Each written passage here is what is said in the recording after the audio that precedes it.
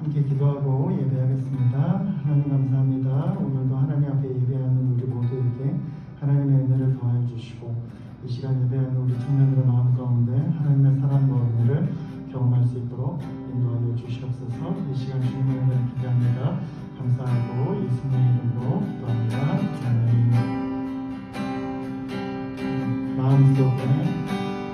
마음속에 어려움이 있을 때 마음속에 어려움이 있을 때 마음속에 어려움이 있을 때 주님 내게 먼저 오사 내 맘을 만지고 주님 앞에 나올 수 없을 때 주님 앞에 나올 수 없을 때 주님 앞에 나올 수 없을 때 주님 날 먼저 아니시네. 그럼에도 불구하고 날 사랑하시는 내 하나님의 사랑이 나의 모든 걸 덮고 그럼에도 불구하고 날 안아주시는 내 하나님을 부를 때 아버지라 부르죠.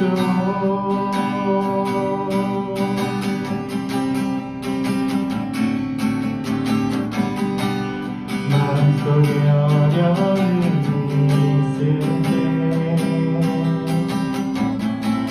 마음속에 어려움이 있을 때 마음속에 어려움이 있을 때 주님 내게 먼저 오사 내 맘을 만지고 주님 앞에 나올 수 없을 때 주님 앞에 나올 수 없을 때 주님 앞에 나올 수 없을 때 주님 날 먼저 아니시네.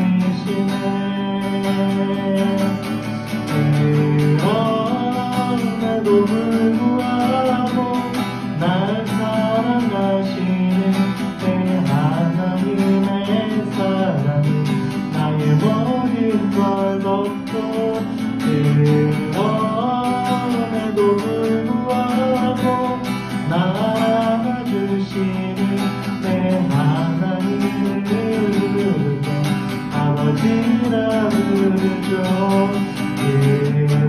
그럼에도 불구하고 날 사랑하시는 내 하나님의 사랑이 나의 모든 걸 덮고 그럼에도 불구하고 날 안아주시는 내 하나님을 부르고 아버지라 부르죠. 그럼에도 불구하고 날 사랑하시는 내 하나님의 사랑이 나의 모든 걸 덮고 그럼에도 불구하고 날 안아주시는 내 하나님을 부르고 아버지라 부르죠. 내 하나님을 부르고 아버지라 부르죠. 그대로 나 주와 함께 거하니 그대로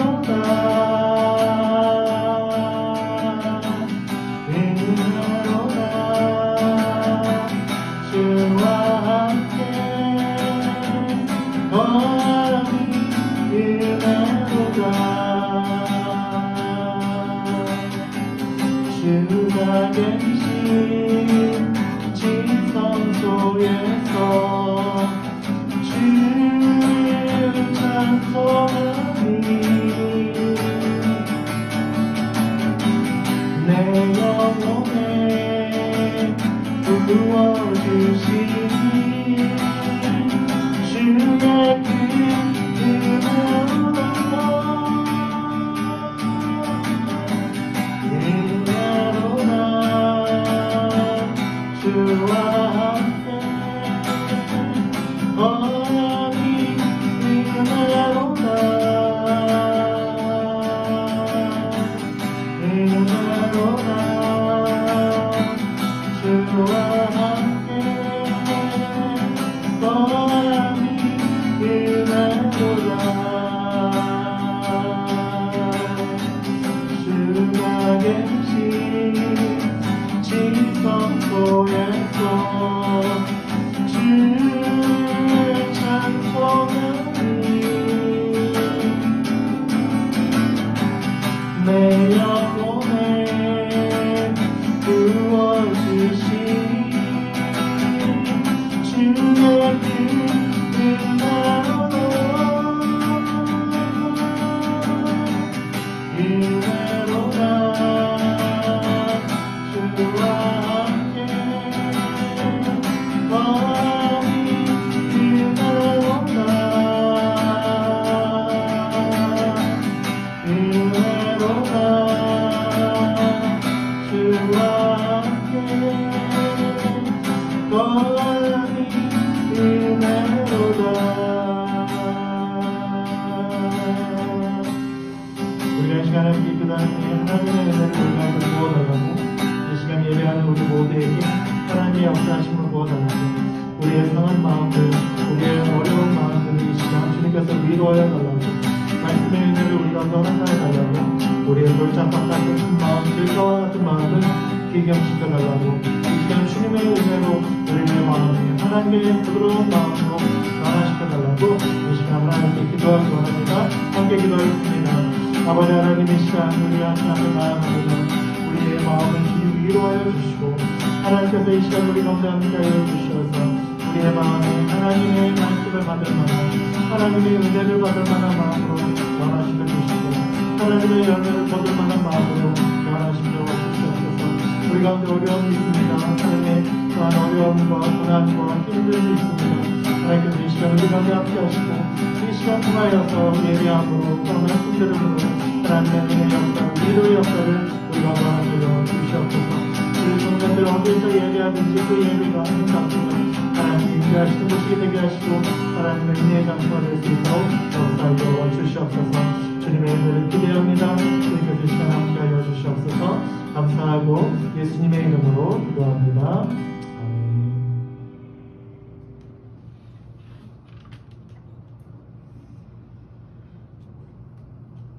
함께 말씀 보겠습니다. 오늘 말씀은 마가복음 4장 3절부터 9절까지 말씀 보도록 하겠습니다.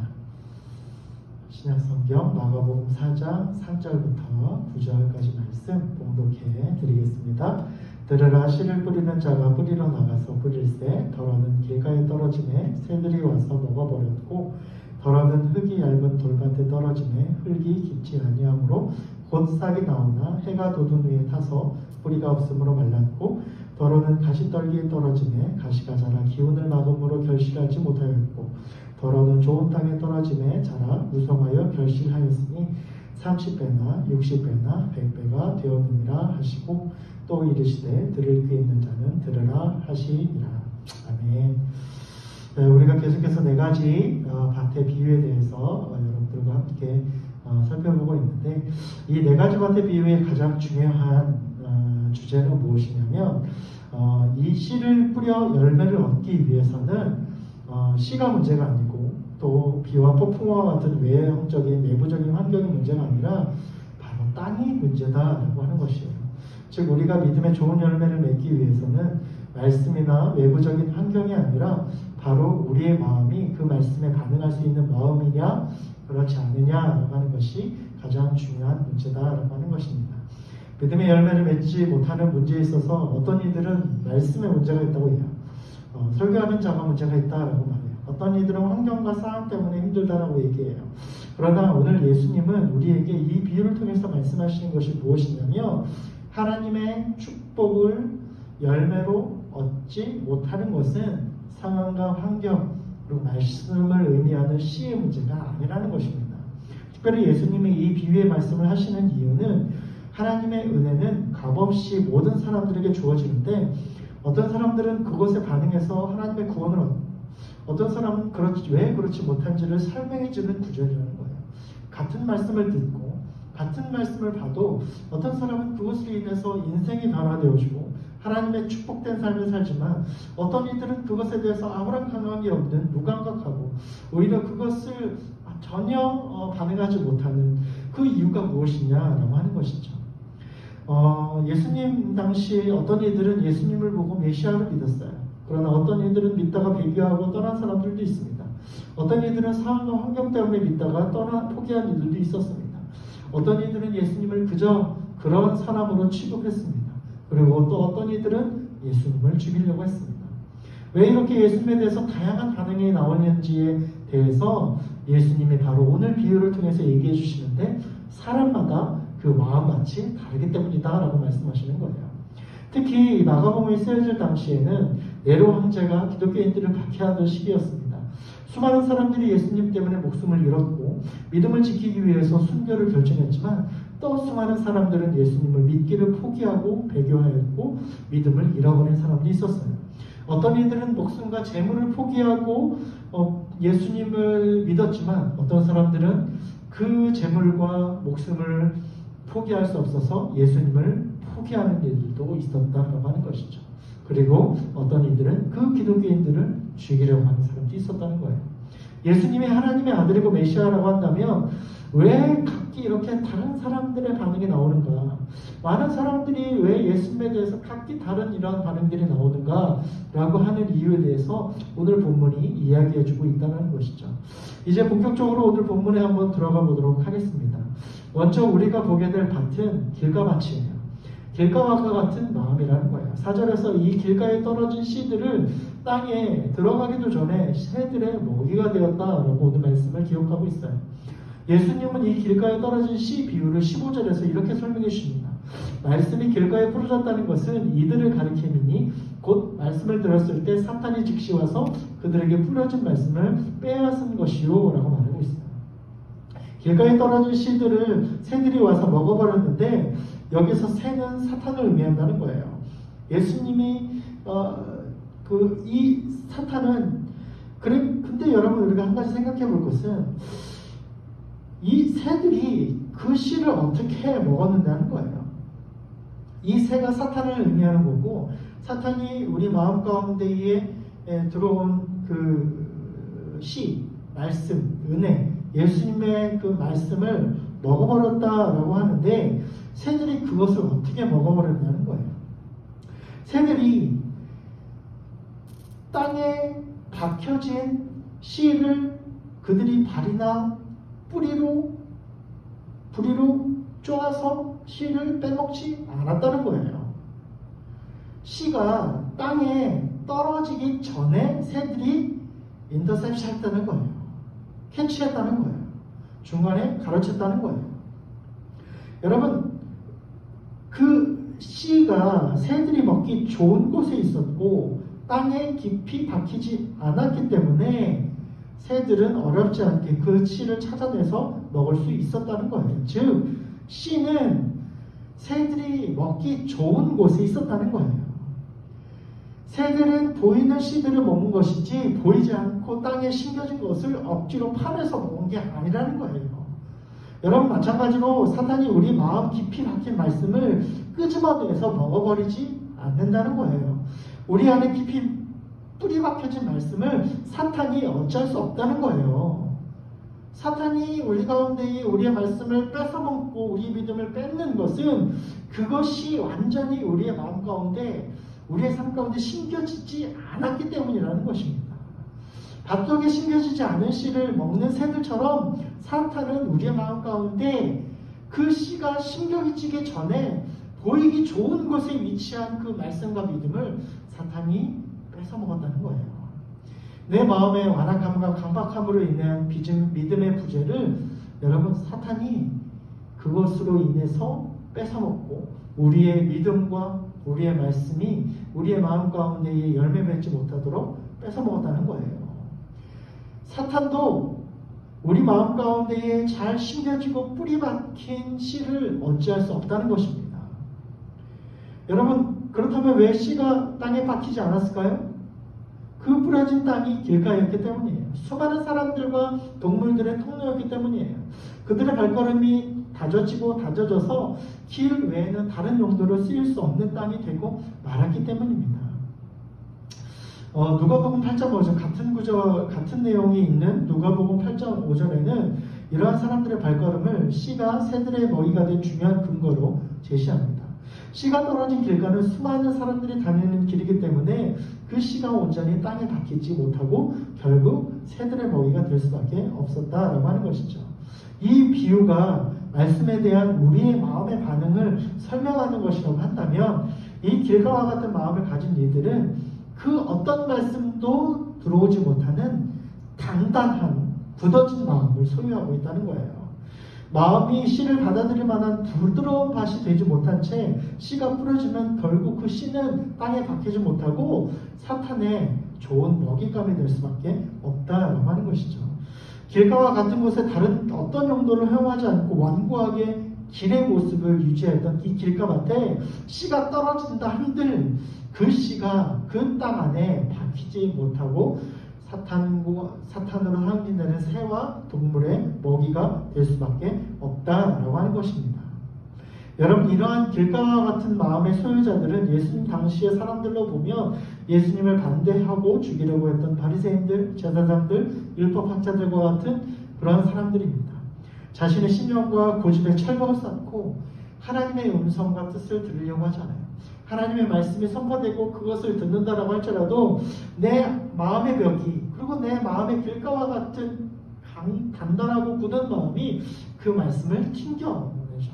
그 튕겨지어진 말씀이 널브러져 있을 때 사탄은 그것을 그 우리의 마음 가운데 들어오지 못하도록 해치하고 먹어버린다라고 하는 것이죠.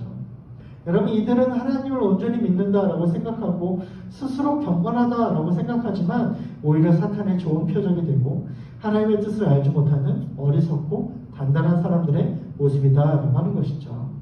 여러분, 우리의 안에도 이러한 마음이 있을 수 있다는 거예요. 말씀과 믿음에 관심이 없고 매주일 듣는 말씀에 마음에 요동하지 않고 반응하지 않는 마음들이 바로 그렇다라고 하는 것이죠.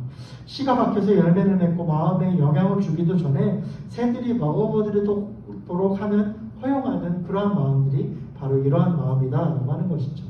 또한 이러한 마음들은 겸손하지 않는 마음이에요. 교만한 마음이에요. 스스로 나는 너보다 우월하다 혹은 나는 잘 믿고 있다. 그런 말씀을 듣지 않아도 그런 매주일마다 예배 듣지 않아도 나는 잘 믿고 있다. 잘 예배 드리고 있다. 라고 생각하는 사람들이죠. 다른 이들의 생각이나 다른 이들의 조언에 귀 기울이지 않고 내 것만 내가 생각하고 내가 추구하는 것이 최고다라고 여기는 교만한 마음도 이러한 길가밭과 같은 마음이다라고 하는 것이죠. 오래 믿음 생활을 통해서 오히려 굳어진 마음들, 갈급함이 없는 마음들, 단단해지고 어떤 이런 마음들, 그것이 오히려 말씀을 받아들이지 못하게 하는 길가와 같은 마음으로 그렇게 무뎌질 수 있다라고 하는 것이죠. 또 수많은 이들의 밟힘으로 인해서 길가의 땅이 단단해지듯이 수많은 상처들, 교회와 혹은 교회 밖이들 그런 수많은 상처와 아픔 때문에 스스로 마음을 닫고 단단하게 만드는 것, 나는 강하고 담대해 라고 스스로 여기면서 오히려 하나님의 위로의 말씀과 하나님의 은혜의 말씀까지도 저버리고 그것에 대해서 거부하는 이런 거부감들 이러한 마음들이 오히려 하나님의 말씀을 받지 못하는 길가와 같은 마음이다라고 하는 것입니다. 여러분, 단단한 땅에 씨가 들어갈 수 없듯이 우리의 마음이 단단하고 우리의 마음이 무뎌져 있다라고 한다면 하나님의 말씀이 우리의 마음 가운데 들어오지 못하고 또 우리의 삶 가운데 나타나지 못할 수 있다라고 하는 것이죠. 그래서 우리가 믿음의 온전한 열매를 맺기 위해서는 이 단단하고 무뎌진 마음을 부드럽게 할 필요가 있다라고 하는 것이죠. 나의 마음을 들여다보기 원합니다. 나의 신앙적인 경험과 고집이 오히려 말씀을 듣지 못하고 튕기고 있지는 않은지, 수많은 발표물로 인해서 씨가 들어가지 못할 정도로 단단해진 땅처럼 수많은 상처와 공격에 오히려 자신의 마음을 단단하게 하여서 말씀을 거절하고 있지는 않은지 우리의 마음을 살펴볼 필요가 있다라고 하는 것이죠. 그런데 중요한 것은 이 네 가지 반 비유가 각각 한 마음을 나타내는 것이 아니다라고 하는 것이죠. 우리의 마음에 길가와 같은 마음, 돌밭과 같은 마음, 가시밭과 같은 마음, 그리고 좋은 밭과 같은 마음이 내 마음 가운데 다 있다는 거예요. 어떤 사람은 그 마음 안에 돌밭이 더 크고, 어떤 사람은 그 마음밭에 길가밭이 더 크고, 어떤 사람은 그 마음 가운데 가시밭이 더 클 수 있고, 어떤 사람은 좋은 밭이 더 클 수도 있지만 이러한 다양한 마음들이 우리 안에 있다라는 거예요. 어떤 사람은 돌짝밭 같은 마음이다 라고만 말할 수 없는 다양한 그러한 마음밭들이 우리 안에 있다는 것입니다.